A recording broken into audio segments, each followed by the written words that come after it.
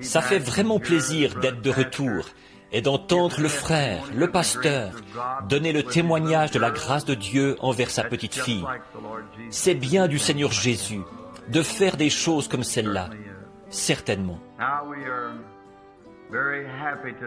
Maintenant, nous sommes très heureux ce soir d'avoir parmi nous l'un de nos invités ici, comme nous l'appelons, au service de prière de la nuit du Nouvel An.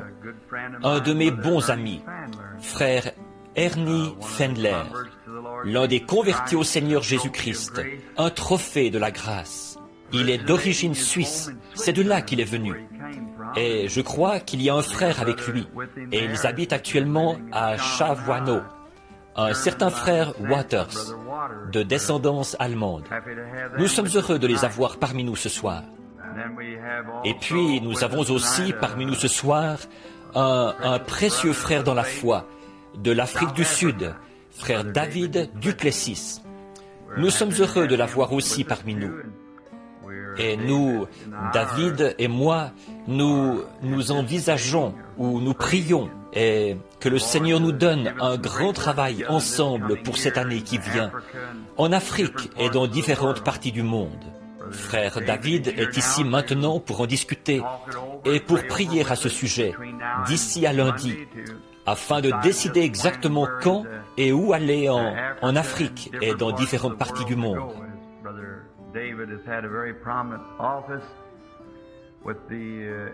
Comme frère David a occupé un poste très important à la Convention mondiale pentecôtiste. Et aussi, il est bien connu de beaucoup de grands conducteurs religieux dans le monde entier. Et il a eu beaucoup d'influence pour ce qui est de persuader et d'inciter, au stade où nous en sommes maintenant, pour aider à rassembler le corps de Jésus-Christ, de toutes les croyances dénominationnelles, sans tenir compte de ce l'Église à laquelle ils appartiennent, ou de la marque qu'ils portent. C'est là l'Église pour laquelle Christ est mort. Et j'ai souvent pensé à ça. Dans le temps, j'ai aidé bien des fois à rassembler le bétail dans l'Ouest. Nous montions, frère David, et nous nous asseyions là où on conduisait le bétail à travers la clôture à bétail, jusque dans les montagnes, pour le nourrir pour les faire paître au pâturage de la forêt. Pendant que les prés poussaient en bas, des prés sauvages. Ensuite, ils coupaient les prés et on nourrissait le bétail pendant toute la période d'hiver, quand il y avait trop de tempêtes de neige là-haut dans les montagnes. Et je m'asseyais là sur la selle et je regardais le garde forestier faire passer le bétail. Et chaque ranch en bas qui pouvait faire pousser une tonne de foin. S'il pouvait faire pousser 50 tonnes de foin, ça signifiait qu'il pouvait mettre 50 bêtes. S'il pouvait faire pousser 1000 tonnes de foin, 1000 têtes de bétail pouvaient traverser. Chaque homme mettait une marque sur ses vaches. Il regardait attentivement les marques, bien sûr, les différents ranchs, pour ne pas les confondre. Et puis, quand le garde forestier, lui, ne s'intéressait pas tellement à la sorte de marque qu'il traversait, parce qu'il y avait toutes sortes de marques. Mais il y a une chose qu'il devait vraiment vérifier, c'était l'étiquette du sang. Elle devait porter l'inscription Hereford, sinon elle ne pouvait pas traverser la barrière. On leur faisait faire demi-tour, voyez ? Et je pense que c'est comme ça que ce sera au jugement. Ce ne sera pas la sorte de marque que nous portons, mais si l'étiquette du sang est là. C'est ça la chose qui comptera, l'étiquette du sang. Et je suis très heureux que frère David soit parmi nous. Et je vois que frère Estelle Biller était ici il y a un petit instant. Je l'ai vu se lever au fond quelque part. Et d'autres ministres que nous voulons entendre ce soir. Et puis, je pense qu'il y a frère Ruddle et les autres qui vont venir aussi, parce qu'ils vont rester jusqu'à minuit. Cependant, frère David ne peut pas rester jusqu'à minuit. C'est un homme très sollicité partout. Et aussitôt que frère Rogers a appris qu'il était ici, eh bien, il va l'envoyer chercher pour qu'il soit là-bas à 10 heures. Ce qui veut dire qu'il partira d'ici dans peu de temps pour aller là-bas au sud de Louisville. Et j'ai pensé que ce serait bien, si frère David est d'accord, si nous le faisions venir nous dire ce qui est dans son cœur, nous prêcher, faire ce que le Seigneur lui met à cœur. Nous aimerions tous entendre frère David Duplessis de l'Afrique du Sud. Permettez-moi de dire ceci, que quand j'étais là-bas en Afrique, dans ma grande campagne que le Seigneur nous avait donnée là-bas, son frère était mon interprète, frère Justus. Je crois que c'est comme ça qu'il s'appelle, frère Justus. Et ces frères Duplessis sont vraiment une famille de braves gens. Je pense qu'ils sont tous ministres, pour autant que je le sache. Et peut-être que leur père aussi était ministre. Et ils sont issus d'une famille de braves gens. Et frère David s'est fait un grand nom parmi toutes les églises et les dénominations partout dans le monde. Et frère David, j'aimerais que vous veniez maintenant nous parler ou nous dire ce que Dieu vous a mis à cœur. Venez. Et je suis très heureux de présenter à mon église ce soir. Voici frère Orman Neville, notre pasteur. Et à l'église, voici l'un de mes précieux amis et de mes compagnons de lutte au service de Dieu, frère David Duplessis de l'Afrique du Sud. Que Dieu vous bénisse, frère David. Parlez. Amen. C'est pareil pour nous tous, frère David. Hâtez-vous de revenir pour être encore avec nous. C'est très bien. Nous sommes certainement heureux. Frère David a dit là des choses. J'aurais bien voulu avoir mon stylo, je les aurais notés. Mais je me souviendrai toujours des petits-fils, les petits-enfants. Eh bien, nous apprécions certainement la visite de notre frère. Et il a été en relation avec la conférence mondiale des croyants pentecôtistes. Et c'est un homme important dans le genre de travail qu'il accomplit dans le monde entier. Et nous avons de la chance ce soir que frère David vienne nous parler à cette nuit de Nouvel An. Et vous pouvez voir ce que les grands hommes pensent de notre Seigneur, pensent de son grand serviteur. Maintenant, je crois que, comme demain c'est le Nouvel An, il ne reste que quelques heures là. Et je dois partir tôt demain matin. Alors j'ai pensé parler juste un petit peu, si frère Neville est d'accord. Frère Biller et les autres ministres ici. Je ne prendrai pas beaucoup de temps. Et je pense que si nous disions Amen et que nous rentrions à la maison, ce serait un merveilleux message. Et nous pourrions être reconnaissants au Seigneur de ce que nous avons ici, ce soir. Et maintenant, mais comme c'est la nuit du Nouvel An, nous nous divertissons simplement en nous entretenant du royaume de Dieu, en prêchant, jusqu'à ce que vienne la nouvelle année. Et je dois me lever très tôt demain matin, bien avant le lever du jour.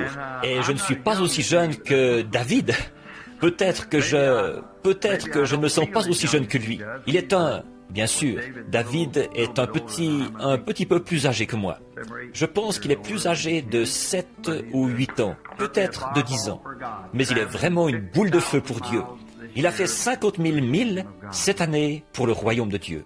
Maintenant, il est en route pour aller prêcher chez frère Rogers. Et demain, il sera chez quelqu'un d'autre ailleurs, puis ailleurs, et ailleurs encore. Et il sera ici de nouveau lundi. Je dois le rencontrer pour faire les préparatifs d'une tournée mondiale prévue pour très bientôt. Et nous devons être en Afrique, d'après ce que j'ai compris cet après-midi, en mars, ce mois de mars prochain. Je dois rencontrer Clayton Sonmore, des hommes d'affaires chrétiens du plein évangile cette semaine, ou au courant de la semaine prochaine, la première moitié, pour faire les préparatifs pour la Jamaïque, pour Haïti. La semaine prochaine, je descends au Kentucky ou en Géorgie pour les réunions de là-bas. Je reviens tout de suite après et je descends dans le Kentucky, un soir ici, un soir là, pour atteindre ces églises-là. Et de là, je rentre directement chez moi. Puis je vais à Atlantic City pour commencer le 27 jusqu'au 30. Et je repars de là le matin du 1er pour commencer ce soir-là à Kingston, en Jamaïque, au champ de course, pour des réunions pendant 10 jours là-bas.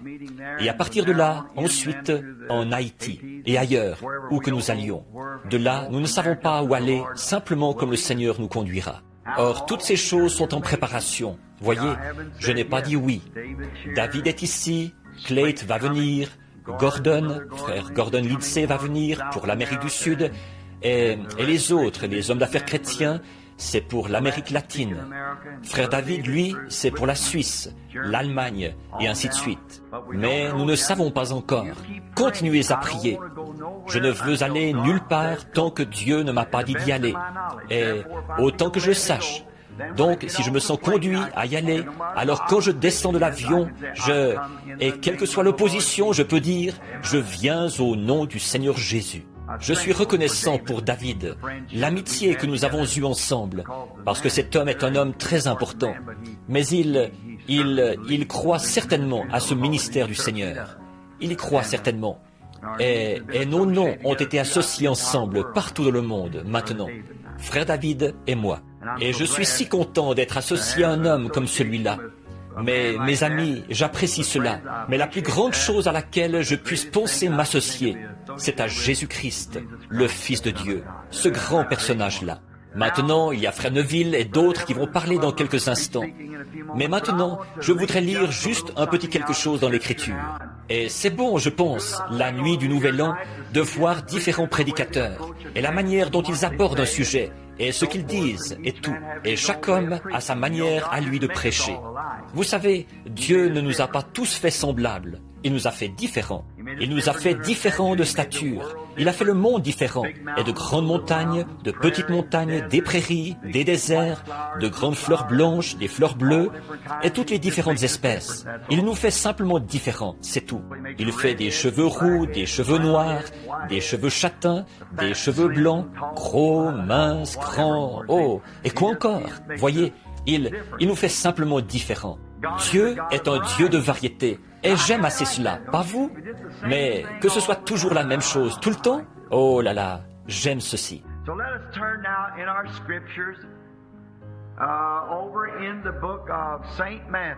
Alors, prenons maintenant nos Écritures dans le livre de Matthieu, l'Évangile selon Matthieu, à partir au verset 4. Je désire lire pour nous un texte avec l'aide du Seigneur. Matthieu, chapitre 4.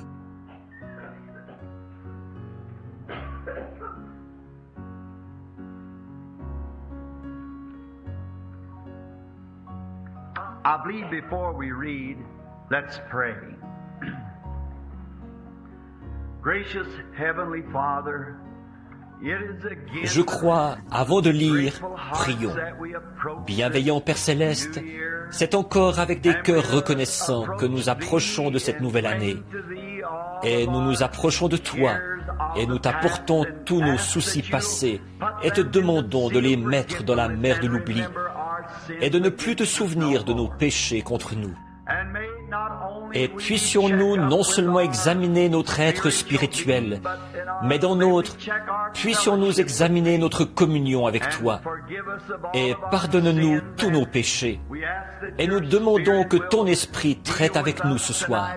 Et s'il y a quoi que ce soit d'impur en nous, Seigneur, emporte-le aussi loin que l'Est est éloigné de l'Ouest. Jette-le dans la mer de l'oubli, pour ne plus t'en souvenir contre nous, afin que nous puissions entrer dans cette nouvelle année pure, lavée par le sang de l'agneau, et que nous soyons prêts. Puis cette année 1960 être la plus grande année où nous t'ayons jamais servi. Donne-nous infiniment. Toutes ces réunions en cours, Seigneur, auxquelles nous pensons, avec Frère Duplessis et partout dans le monde, en Asie et en Europe et partout. Seigneur, que ce soit ta volonté et ta puissance qui conduisent à ces choses. Et si, à n'importe quel moment, nous devions sortir de ton sentier divin prédestiné, puisse le Saint-Esprit barrer le chemin et nous arrêter, Seigneur, et nous ramener au bon endroit. Accorde-le. Bénis cette petite église, Seigneur. Il y a environ tout près de 30 ans, je pense, qu'elle se tient ici maintenant, comme un mémorial de la grâce de Dieu envers un peuple humble. Nous te prions, Père, de bénir Frère Neville, le pasteur. Bénis toute l'église. Bénis les administrateurs, les diacres, le conducteur de chant, la pianiste et tous les laïcs, tout le monde, les moniteurs de l'école du dimanche, quoi encore. Seigneur, puissions-nous être en mesure de croître cette année dans la grâce de Dieu. et puissent nos membres croître en nombre et recevoir plus de ta grâce, plus que dans les années passées. Accorde-le, Père. Maintenant, aide-nous, alors que nous abordons ce texte que nous nous apprêtons à lire, ta parole. Et il n'y a que toi, Seigneur, qui puisse l'interpréter. Aussi nous te prions de nous accorder cela, dans l'intérêt du royaume de Dieu. Au nom de Jésus-Christ, Amen. Je vais annoncer tout de suite ce que j'ai choisi comme sujet pour les quelques instants qui vont suivre. Ça se trouve dans l'Écriture ici, et je vais le lire. Le titre, ce que je veux donner comme titre, c'est « Dès ce moment ». Je ne pensais pas, j'avais dit l'autre soir que je ne pensais pas pouvoir venir, à cause de ma gorge qui s'irritait. Et ma femme m'a dit hier ou avant-hier, elle a dit, « Dans ce cas, je suppose que tu n'iras pas à l'église. » Et j'ai dit, « Chérie, je pense que non. Ma gorge est tellement douloureuse et irritée. » Puis, le soir même, quand je me suis assis et que j'ai pris les Écritures, je suis tombé sur ceci. Frère Sothman est passé, il a dit, « Tu iras à l'église demain soir ?» J'ai dit, « Oui, j'y serai. » Et Meda a tourné les yeux vers moi et elle a dit, « Je ne te comprends pas. » J'ai dit, « Je ne m'attends pas à ce que tu me comprennes, vois-tu ?» J'ai dit, « Ni personne d'autre. Aucun de ceux qui sont conduits par l'Esprit de Dieu ne pourra jamais être compris. Notre Seigneur, on ne pouvait pas le comprendre. Il semblait parler d'une manière, une minute, et d'une autre manière, la minute suivante. Et ailleurs, il parlait d'autre chose. Quelquefois, c'était Jésus qui parlait, les autres fois, c'était Dieu qui parlait. Vous voyez ? Même les disciples, ils ont dit, là, finalement, ils ont dit, « Voici, maintenant tu parles ouvertement, maintenant nous comprenons. » Voyez ? Et Jésus a dit, « Est-ce que vous croyez maintenant ?» Voyez-vous, après ça, vous ne pouvez tout simplement pas le faire, parce que vous êtes conduit par l'Esprit, et vous commencez à faire quelque chose. Vous découvrez que, vous voyez que Dieu veut vous utiliser quelque part. Vous devez vous arrêter ici, et aller par ici, simplement conduit par l'Esprit. Ce sont des gens étranges, singuliers. Ils ont une vie qu'ils veulent consacrer à Dieu. Et puis, voici ce que je dis toujours. Je ferai ceci si le Seigneur le veut. Voyez, si je fais une promesse à quelqu'un, je le ferai si le Seigneur le veut. Voyez, et par conséquent, alors, si ce n'est pas la volonté du Seigneur, je parlerai sur ce message si le Seigneur le veut. Il pourrait m'adresser un appel en plein milieu de ce message pour que je parte pour la Californie. Je mettrai tout de côté et je partirai pour la Californie à toute vitesse. Et c'est comme ça que je veux vivre. Je ne veux rien qui m'attache. Je ne veux rien qui soit de grande envergure, qui vaille des millions de dollars et qui oblige à avoir tant d'argent chaque jour, ce qui m'attacherait. Je veux être là où, quand Dieu me dit, je veux que tu ailles ici vers ces gens, ils ne sont que 5, mais vas-y, et reste là jusqu'à ce que je te dise de partir. C'est là que je veux aller. Je n'ai aucune obligation, simplement.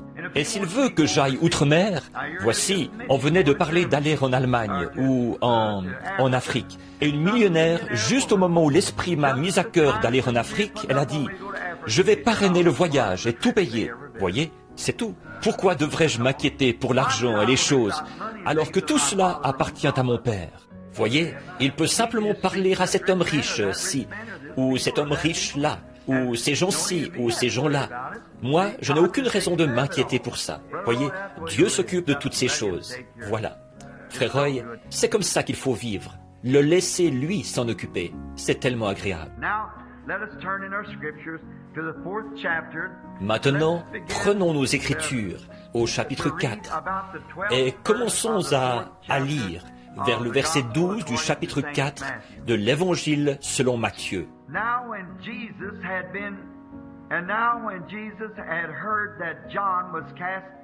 Jésus ayant appris que Jean avait été livré, se retira dans la Galilée. Il quitta Nazareth et vint demeurer à Capernaum, situé près de la mer, dans le territoire de Zabulon à Nephtali,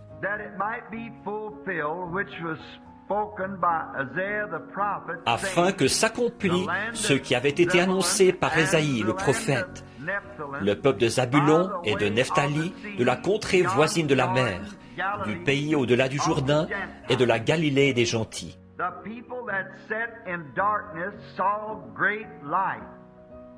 Ce peuple, assis dans les ténèbres, a vu une grande lumière. Et sur ceux-là qui étaient assis dans les régions de l'ombre de la mort, la lumière s'est levée. Dès ce moment, Jésus commença à prêcher et à dire, « Repentez-vous, car le royaume des cieux est proche. »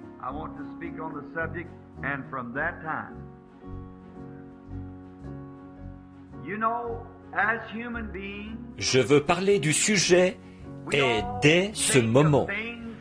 Vous savez, en tant qu'être humain, nous pensons tous aux choses à partir d'un certain moment. Telle ou telle chose a eu lieu et à partir de ce moment-là. Et maintenant, très souvent, vous rencontrez un vieil homme ou une vieille femme et ils aiment se référer au passé, à un moment où quelque chose avait eu lieu, de sorte qu'ils puissent de manière distincte le fixer et dire « c'était à ce moment-là ».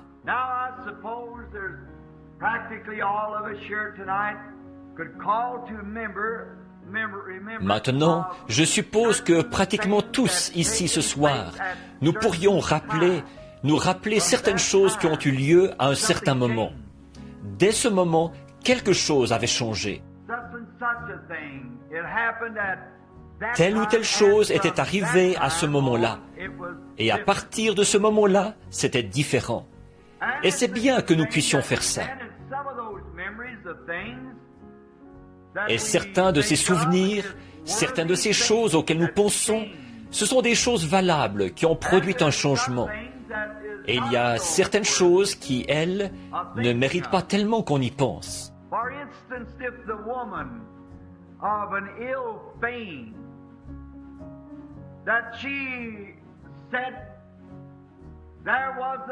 Par exemple, si la femme de mauvaise vie, là, elle disait « À un moment donné, j'étais une bonne fille, droite, de haute moralité, et tel soir ou à tel endroit, telle chose est arrivée. »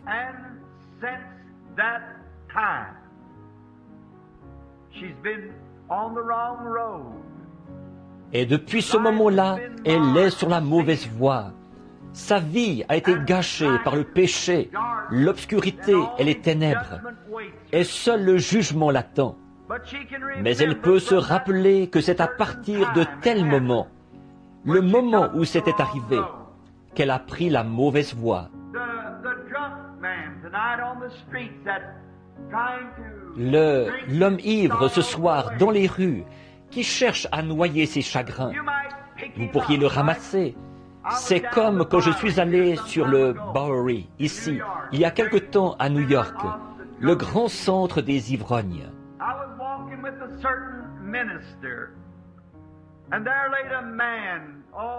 Je me promenais avec un certain prédicateur, et il y avait un homme couché là. Oh, il y en avait tout plein. Des hommes complètement inoffensifs, sans défense, couchés là avec leurs vêtements tout mouillés devant et le visage couvert de barbe.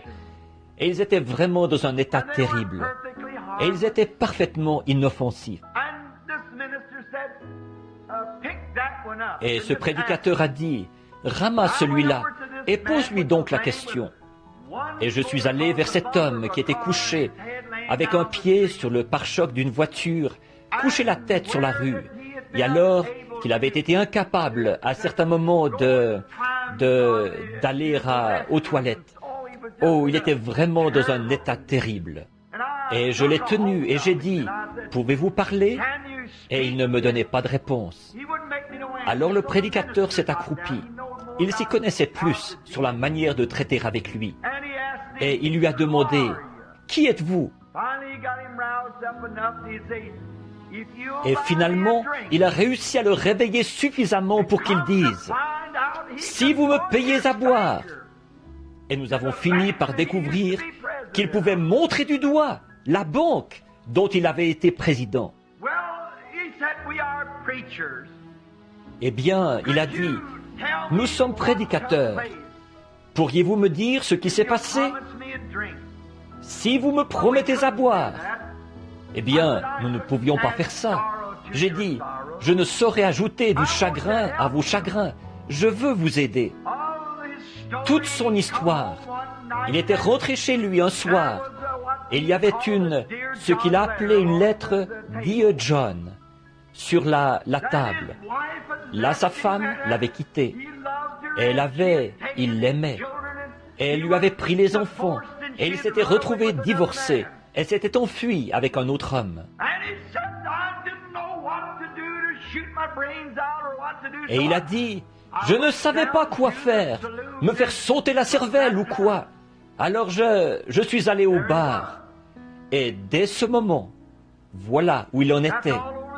Ça se passe partout dans le monde. Le menteur. Si vous en preniez un, comme je disais un jour à un homme qui, je pensais, racontait des histoires drôles, et j'ai fini par découvrir qu'il avait tellement raconté de mensonges qu'il les croyait vraiment lui-même. J'ai dit, qu'est-ce qui vous fait faire ça? Et je me suis assis pour causer avec lui. J'ai dit, je voudrais vous demander, ces histoires-là sont trop farfelues pour que les gens les croient. Il a dit, le premier que je peux me rappeler avoir raconté. Il a dit, j'étais un petit garçon élevé dans un bon foyer. Et il a dit, j'étais sorti et j'avais fumé des cigarettes de barbe de maïs, juste pour paraître dégourdi. Et j'avais mangé du café pour l'enlever de mon haleine. Et il a dit, j'avais fait ça derrière la vieille cheminée, derrière la maison. Et il a dit, je n'oublierai jamais quand ma mère m'a accroché et qu'elle m'a dit, fiston, fais-moi sentir ton haleine. Et je lui ai soufflé mon haleine au visage. Et elle a dit, tu as mangé du café pour enlever quelque chose de ton haleine. Qu'est-ce que tu as fait? Est-ce que tu as fumé des cigarettes? Et il a dit, quelque chose m'a dit de lui dire la vérité. Il a dit, mais j'ai dit, non maman, croix de bois, croix de fer, je n'ai pas fumé de cigarette. Il a dit, et c'est dès ce moment que ça a commencé. Nous pouvons tous trouver quelque chose qui a commencé à un certain moment. Et à partir de ce moment-là, les choses avaient changé. Et il y a d'autres choses qui sont valables, auxquelles nous pourrions penser. Des hommes qui avaient de bonnes intentions ont essayé de recommencer des choses, de faire des choses à un certain moment. Par exemple, au début, quand l'électricité a été découverte par Benjamin Franklin et qu'on était en mesure de la maîtriser, ils se sont mis à dire, à partir de ce moment-ci, il n'y aura plus jamais de guerre. En effet, on va pouvoir électriser les barrières à une tension tellement élevée qu'aucun homme ne pourrait les traverser. Ils avaient de bonnes intentions.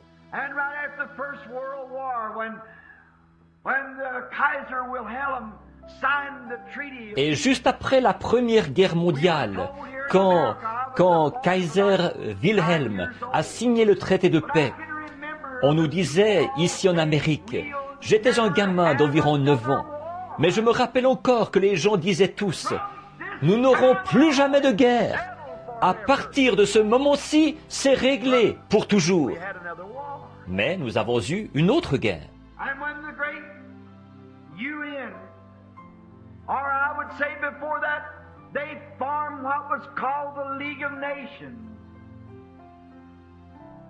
Et quand la grande ONU, ou je dirais avant ça, ils avaient formé ce qu'on appelait la Société des Nations. Et ils disaient, maintenant, nous n'aurons plus de guerre, parce que nous avons une Société des Nations qui va faire la patrouille partout dans le monde. Et s'il y a un soulèvement quelque part, ces hommes de toutes les nations vont aller là-bas et assurer la police, partout dans le monde. Mais ça a été un échec. Ils ont continué à avoir des guerres. Et ce sera la même chose pour l'ONU. Maintenant, on nous dit par une prédiction que demain soir ou dimanche soir, le même homme qui avait prédit Pearl Harbor, le moment précis où les avions le bombarderaient, il a dit que dimanche soir à minuit, 75% de la population américaine sera réduite en cendres. que la Russie bombardera les États-Unis dimanche soir prochain à minuit. Le même homme qui avait prédit Pearl Harbor. Il ne l'annonce pas, parce que les gens seraient pris de panique. Je ne crois pas ça. Voyez, non. En effet, on ne peut pas supporter une guerre atomique. Si l'une des leurs traversait le mur du son, par ici, nous en lancerions par là, et le monde volerait en éclats. Quelque chose doit encore arriver avant que Jésus vienne. C'est exact.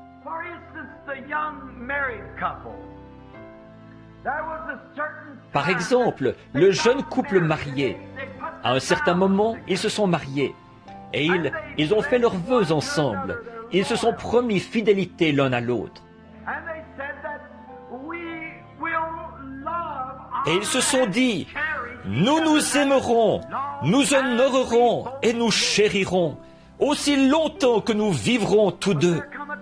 Mais à un moment donné, il s'est passé quelque chose.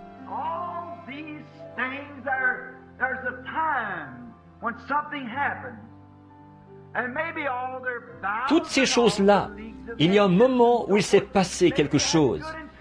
Et peut-être que tous leurs vœux et toutes les sociétés des nations et tout, peut-être qu'ils avaient de bonnes intentions, mais tout ça, ça s'est terminé. Tout s'est effondré sous les pieds de l'homme.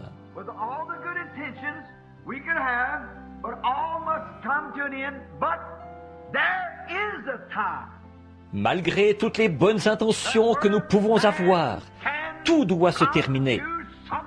Par contre, il y a un moment où l'homme peut en arriver à quelque chose qui est éternel. C'est quand un homme, le moment où l'homme rencontre Dieu, c'est là qu'il se passe quelque chose qui est éternel. Nous commettons des erreurs et nous faisons des vœux la nuit du Nouvel An pour les briser le lendemain. Nous tournons la page et nous adressons des vœux et nous allons auprès des prêtres et, pas nous, mais les catholiques le font. Et nous nous confessons et nous faisons vœu de tempérance et nous venons à l'autel et nous tournons la page. Mais tout ça, c'est en vain. En effet, la prochaine fois que quelqu'un se trouvera sur notre chemin, ou quelque chose comme ça, ce vieux tempérament colérique ressortira tout de suite de ses gonds. Chaque fois que nous avons des ennuis, ou quelque chose comme ça va se passer encore.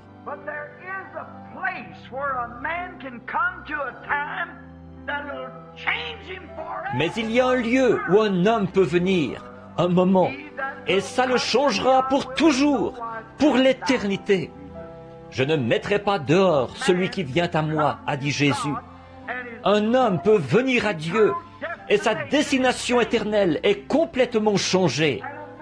Et un homme peut rencontrer Dieu et il ne peut plus jamais être le même. Vous ne pouvez pas rencontrer Dieu et rester toujours la même personne que vous étiez. Si vous vous détournez de lui, vous serez une personne pire que vous ne l'avez jamais été. Si vous le recevez, vous avez la vie éternelle et il vous ressuscitera au dernier jour selon sa promesse.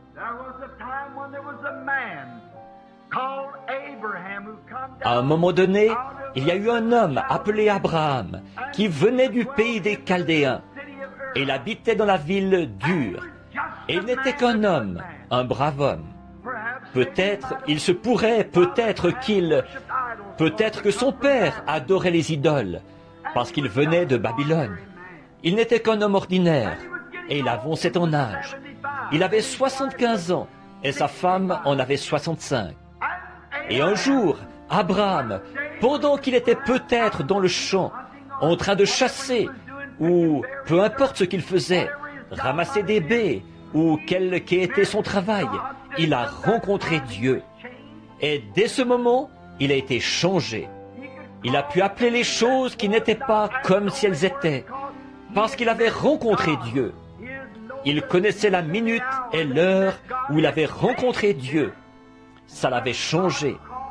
Et Dieu l'a appelé pour qu'il soit le père d'un grand nombre de nations.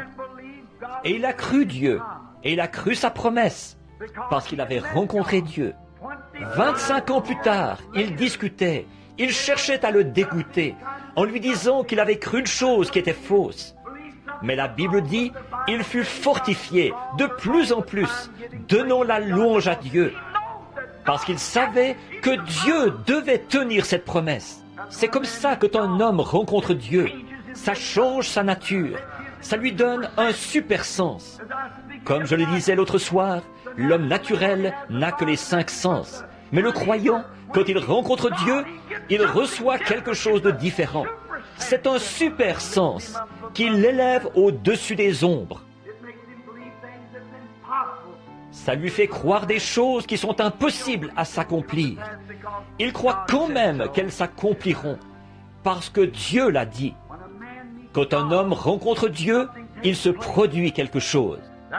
À un moment donné, un homme avait été formé dans toute la sagesse, toute la théologie de la parole de Dieu. Il la connaissait par la lettre. Il avait été instruit. Il avait tous les diplômes. Il était tellement intelligent qu'il pouvait enseigner aux érudits égyptiens et à leurs enseignants. Il connaissait tout ça par la lettre. Et avec ça, pourtant, un lâche qui était en fuite. Il était allé derrière le désert et il faisait paître des brebis pour un étranger. Mais un moment est venu où Dieu l'a rencontré là-bas, dans le buisson ardent. Et à partir de ce moment-là, Moïse a été changé parce qu'il avait rencontré Dieu dans un buisson ardent. Et face à face avec Dieu, il ne pouvait plus rester le même. Quand un homme ou une femme, peu m'importe le nombre de vœux que vous faites ou le nombre de pages que vous tournez, tant que vous n'avez pas rencontré Dieu, vous ne pouvez pas être changé. Mais une fois que vous avez rencontré Dieu, alors vous êtes changé pour toujours. Ça n'a pas seulement changé Moïse, ça a changé Israël, ça a changé l'Égypte, ça a changé le monde à l'époque. Parce qu'un seul homme avait rencontré Dieu et l'avait pris au mot. Ce qu'il nous faut aujourd'hui, c'est quelqu'un qui va rencontrer Dieu face à face et lui parler de la situation. Quand des hommes rencontrent Dieu, les choses changent, certainement. C'est le seul moyen par lequel nous pouvons recevoir des choses. Et à partir de ce moment-là, Moïse, le lâche, Moïse, celui qui était en fuite, avait été changé.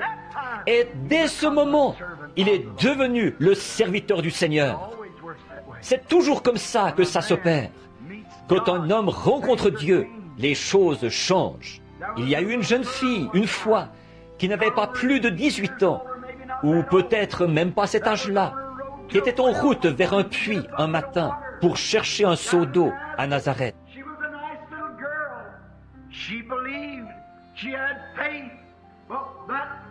C'était une jeune fille bien, elle croyait, elle avait la foi, mais ce matin-là, elle a rencontré Dieu, et Dieu lui a dit quelque chose, elle l'a cru. Et c'est ce qui a changé tout le cours de la vie de cette femme, et ce qui la rend immortelle. Elle s'appelait Marie, la mère de notre Seigneur Jésus. La demoiselle n'était qu'une jeune fille ordinaire, mais elle a rencontré Dieu. Et à partir de ce moment-là, il s'est passé quelque chose. Certainement.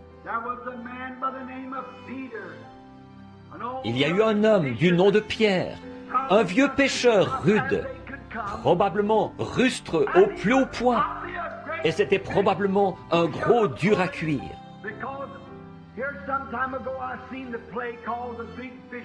En effet, il y a quelque temps ici, j'ai vu la pièce intitulée « Le grand pêcheur ». J'ai trouvé que c'était une très bonne description de Pierre, parce que c'était un grand gaillard si rude.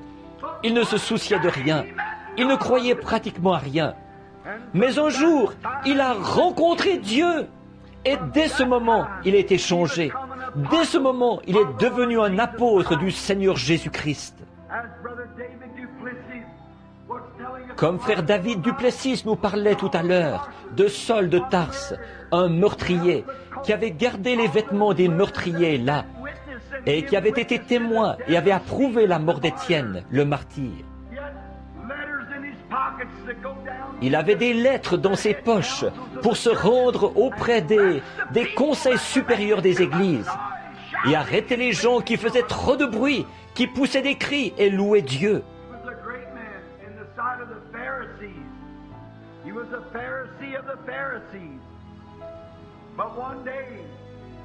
C'était un grand homme aux yeux des pharisiens. Il était le pharisien des pharisiens. Mais un jour, il était en route pour Damas et il a rencontré Dieu. Une lumière a resplendi autour de lui. Et à partir de ce moment-là, il n'était plus Saul de Tarse, mais il était Paul, l'homme humble, l'homme doux, parce qu'il avait rencontré Dieu et ça l'avait changé.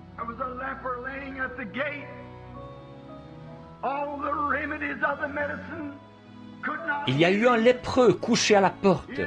Tous les remèdes de la médecine ne pouvaient pas le guérir.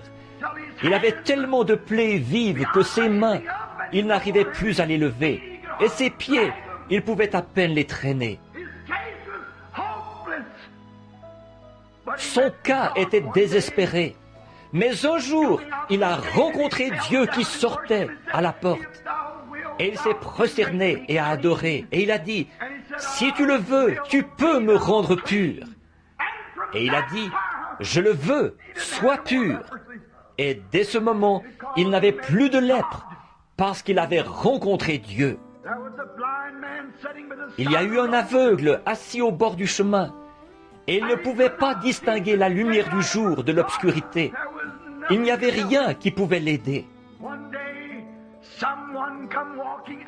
Un jour, quelqu'un sortait de la ville de Jéricho et c'est alors qu'il a rencontré Dieu. Et dès ce moment, il a pu voir. Il a recouvré la vue. La perception de la lumière avait pénétré ses yeux et il pouvait de nouveau voir. En effet, dès ce moment où il a rencontré Jésus, il a été un homme différent. Il a retrouvé la vue. Quand une personne rencontre Dieu, il se passe quelque chose. Ça, c'est sûr. Il y a eu un jeune homme à un moment donné. C'était sans doute un bon citoyen du pays. Mais il était pris de crise. Il était tellement violent que la prison ne pouvait pas le retenir. Et on l'avait lié avec des chaînes. Et il avait une légion de démons, lui, à tel point qu'il pouvait briser les chaînes et se libérer. Et les démons l'avaient entraîné dans un cimetière où il avait sa demeure. Il enlevait les plaques et il devenait si méchant qu'il se meurtrissait. Oh, c'était un gars terrible. Quand ses crises le quittaient, sans doute qu'il pensait « Qu'est-ce que je fais ici ?» Et presque au même moment, les démons revenaient sur lui et ils le meurtrissaient et l'agitaient avec violence. Mais un jour, il a rencontré Jésus. Et à partir de ce moment-là, le fou de Gadara a recouvré son bon sens, s'est habillé, s'est assis à ses pieds. Il a pu rentrer chez lui comme un gentleman. Il a pu retourner à la civilisation. Il a pu rentrer auprès de ses bien-aimés. Et il a pu dire, dès ce moment, j'ai été changé. Oui. Un jour, là-bas au calvaire, alors Dieu et la mort se sont trouvés face à face. Alors la vie et la mort se sont rencontrées. Mais c'est à ce moment-là que la vie, Christ, a arraché l'aiguillon de la mort. Et depuis ce moment-là, la mort n'a plus d'aiguillon en elle. J'en suis tellement heureux. Oh Dieu, la mort et Dieu se sont rencontrés. La mort n'a plus été la même. Maintenant, elle n'a plus d'aiguillon. Le croyant chrétien peut l'affronter sans hésiter et dire « Ô mort, où est ton aiguillon? Tombe, où est ta victoire? Pourquoi? Toutes les deux ont rencontré Dieu. Depuis ce moment-là, elles n'ont plus été les mêmes. Aucun homme ne peut rester le même. Rien ne peut rester le même une fois qu'il a rencontré Dieu. Vous ne serez plus jamais le même. Je me rappelle encore, quand j'étais couché là sur le lit d'hôpital, les médecins me donnaient 3 minutes à vivre. Mon cœur battait 17 fois la minute. J'ai rencontré Dieu. Depuis ce moment-là, je n'ai plus été le même. Il m'est arrivé quelque chose. Personne ne peut me dire le contraire. Bill Branham est mort. J'ai rencontré Dieu et quelque chose est entré en moi. Je n'ai plus jamais été le même.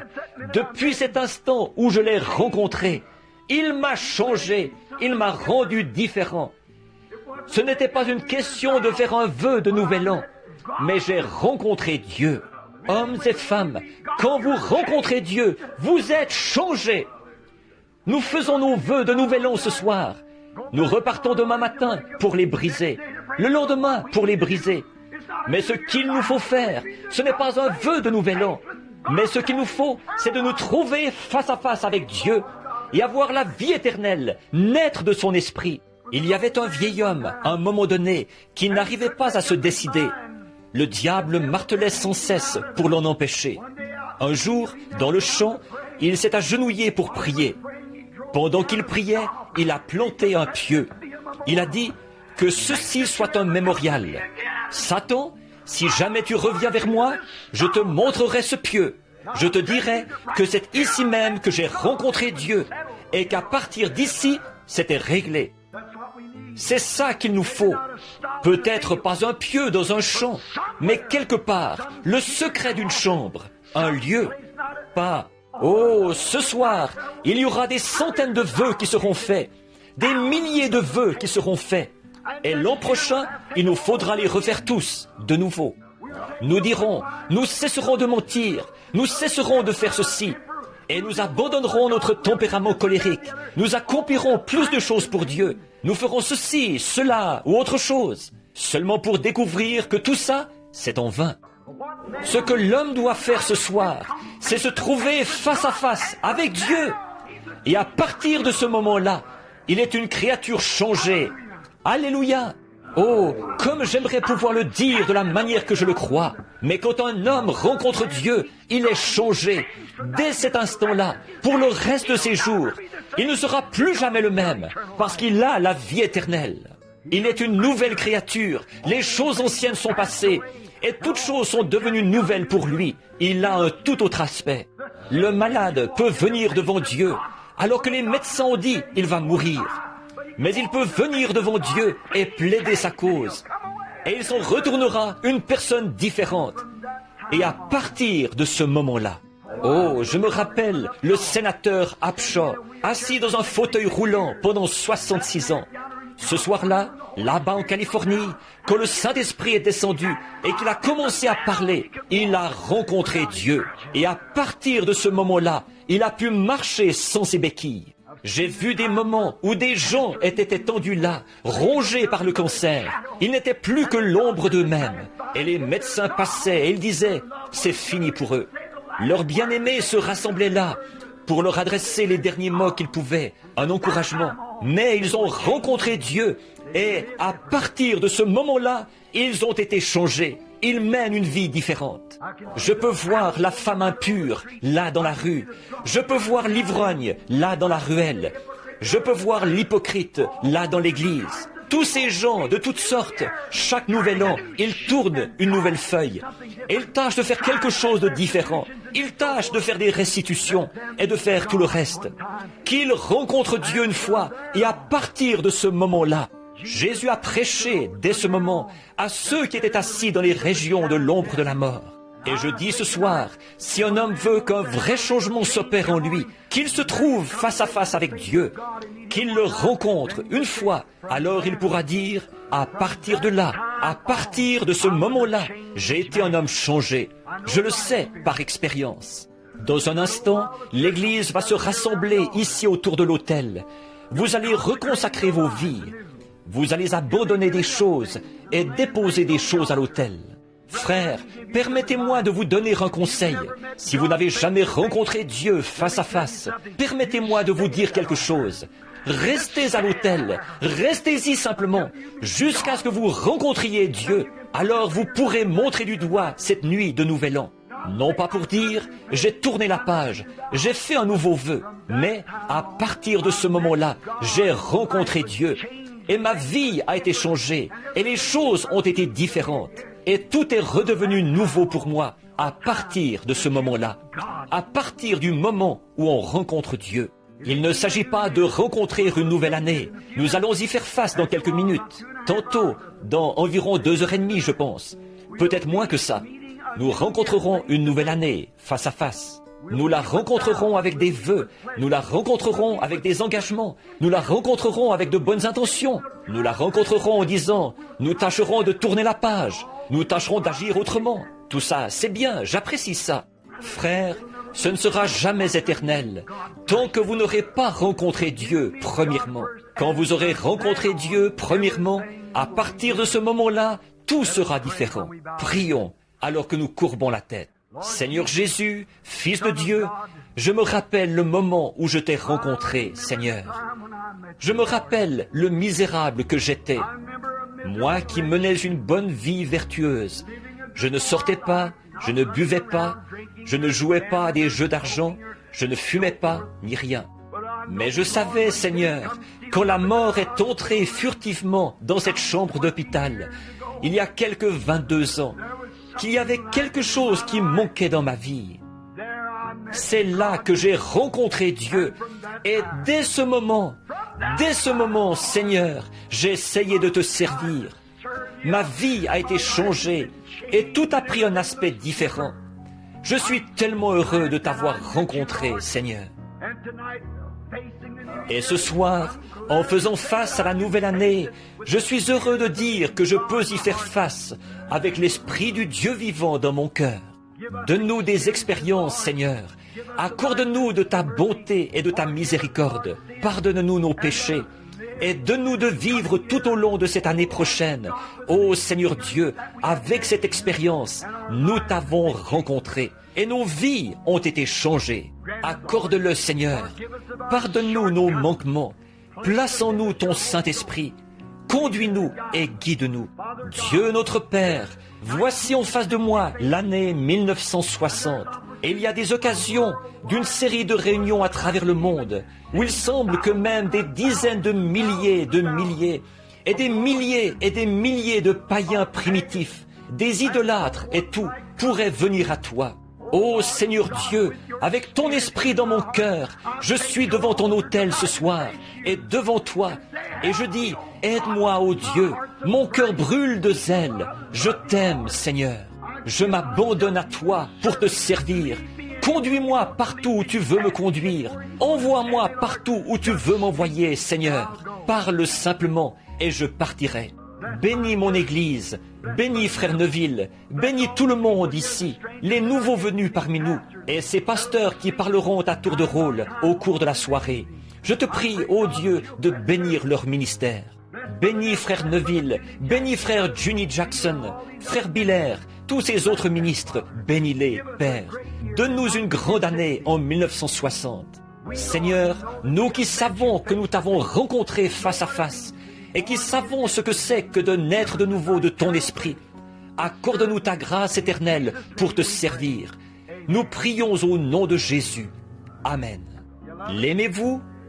L'année 1960, qu'elle ne soit pas que j'ai tourné la page, qu'elle ne soit pas que je tâcherai de commencer une nouvelle vie, qu'elle soit plutôt que j'ai rencontré Dieu.